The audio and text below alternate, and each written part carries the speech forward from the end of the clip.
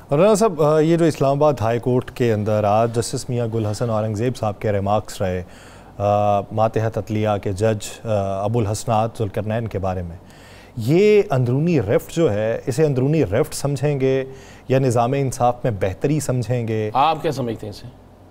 میں اپنی رائے تو دے نہیں سکتا سر۔ نہیں، آپ بھی ایک دانشور ہیں سر میں نہیں، آپ ویسے آپ کی ذاتی رائے کیا ہے؟ آج سمجھ لیں گے آپ کی جگہ میں بیٹھا ہوں، آپ کی ذاتی رائے کیا ہے؟ میری ذاتی رائے کے مطابق تو اس طرح کی نفسا نفسی کے ماحول میں جب آپ ایک دوسرے پہ اس طرح کے طنز و تنقید کے نشتر برسانا شروع کر دیں گے اور آپ کے فیصلے جو ہیں وہ اگر کسی دوسرے کے اوپر امپوز ہو رہے ہیں اور اس کے نتائج ٹھیک نہیں نکل رہے، تو اندرونی احتساب تو ہے لیکن اس کا جو بیرونی پرچار ہے وہ کس سمت کو جائے گا؟ بڑی اچھی بات آپ نے کی، لیکن آپ پھر بیچ میں کھوچل کن کر کے نا اسے کہتے ہیں کہ اصل بات کیا ہائی کورٹ کے ہمارے معزز جج صاحب نے جو ریمارکس ان کے متعلق دیے وہ غلط دیے تھے؟ میں یہ بات ہی نہیں کر رہا کہ وہ غلط ہے بھائی، جب ایک جج جو ہے، ایک معزز جج صاحب جو ہیں، جب وہ ایک فیصلہ غلط کریں گے، جب وہ ایک میرٹ سے ہٹ کے چیز کریں گے، جب ریمانڈ اس صورت میں ملتا ہے کہ آپ کے سامنے یہ کاغذ آتا ہے، اللہ نے آپ کو بھی ایک عقل دی ہوئی ہے، ٹھیک ہے؟ مثال کے طور پر عمران خان کی بہنیں تھیں، ان کے ریمانڈ کے لیے اپلیکیشن دی گئی، یا کہ وہ ایک 80 سال کی عورت تھی، یاد ہے آپ کو؟ جی جی، جس کا ریمانڈ دے دیا گیا تھا، ہاں جی، بعد میں ریمانڈ ختم کیا گیا جب دیکھا ہوا ہے کہ ہو گیا۔ جج کا کام کیا ہے؟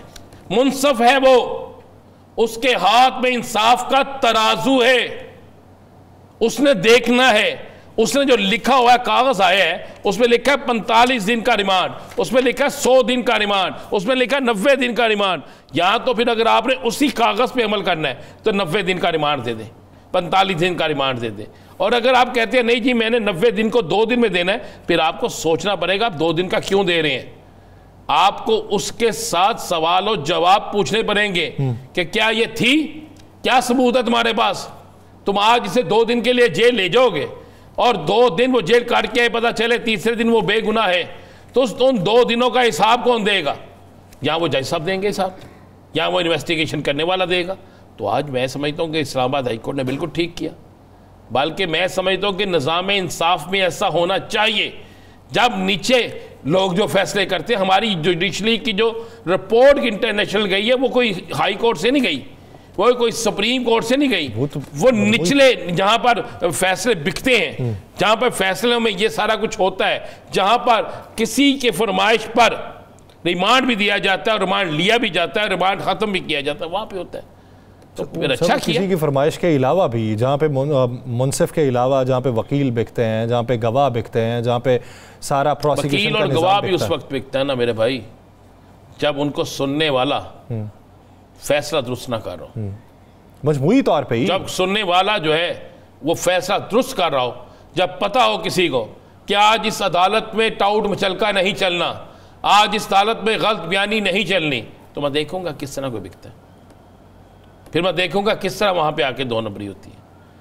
جب ایک شخص جس کا نام لکھ دیا گیا گواہی میں، جس نے اپنے ضمنی میں بھی گواہی دی ہے، جس نے موقع واردات میں جا کے بھی نشاندہی کی ہے، اور جب عدالت میں اگر وہ گواہی سے مکرتا ہے، گواہی سے منحرف ہوتا ہے، تو کیا بات ہے، اسے سزا نہیں ہونی چاہیے؟ ہونی چاہیے، ظاہری بات تو ہے۔ پھر جب ایک پتہ ہو کسی کو کہ یہاں سے بچت نہیں ہوگی، تو پھر یہ سارا کچھ ہمارے نا، میں سمجھتا ہوں کہ میری ایک رائے ہے، اور مجھے پتہ ہے آپ سے مجھ سے ہم سے بہت زیادہ وہ لائق ہیں، وہ عالم بھی ہوں گے، لیکن ہماری عدلیہ میں حافظ قرآن ہوتے ہیں نا، جنہیں پتہ ہو کہ اسلام کے مطابق کیا ہے، حفظ کیا ہوتا ہے نا، جس نے ترجمے کے ساتھ قرآن مجید پڑھا ہوتا ہے، اس سے پتہ ہوتا ہے انصاف کے ترازو کیا ہے، ہر چیز جو ہے جس نے سیرت النبی صلی اللہ علیہ وآلہ وسلم کا مطالعہ کیا ہوتا ہے اسے پتہ ہوتا ہے، یہ ساری چیزیں ہونی چاہیے۔ مجھے پتہ انہوں نے کی ہوں گی، لیکن جہاں پر ڈنڈی ماری جاتی ہے یا جہاں پر غلط کیا جاتا ہے پھر وہ غلطی ہے۔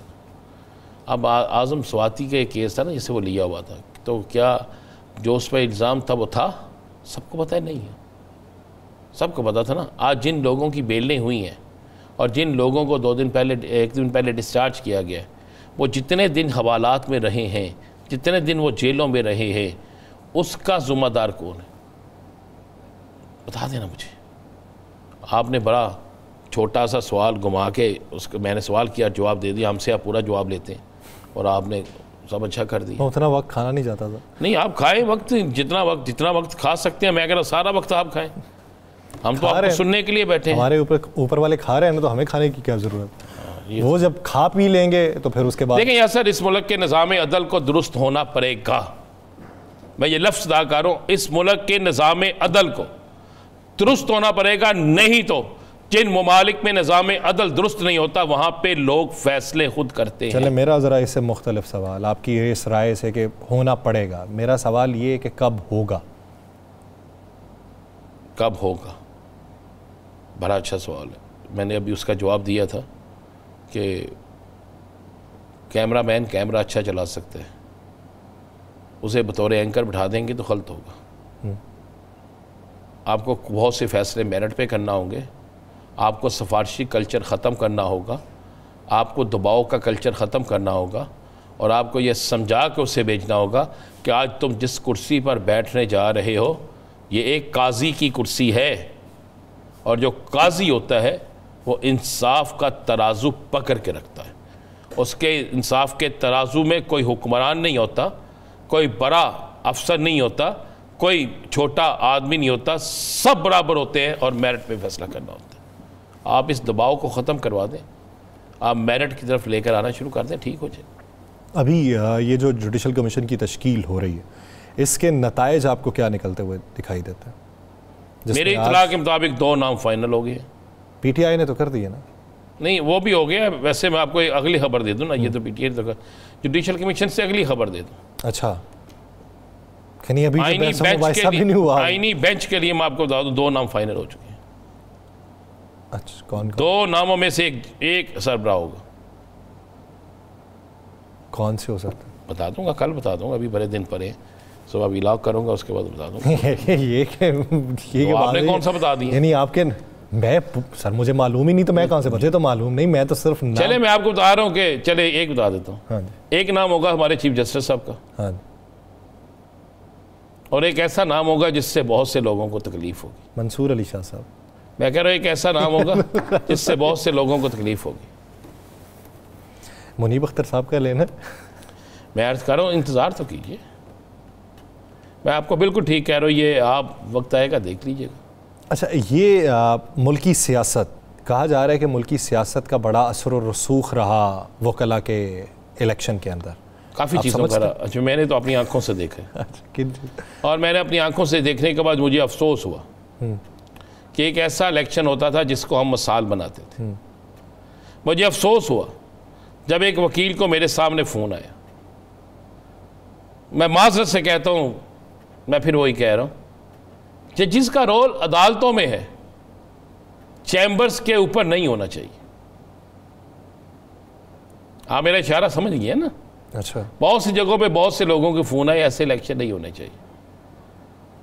کتنے ووٹوں کا فرق پڑ گیا؟ کیا کوئی 300 سے جیتے؟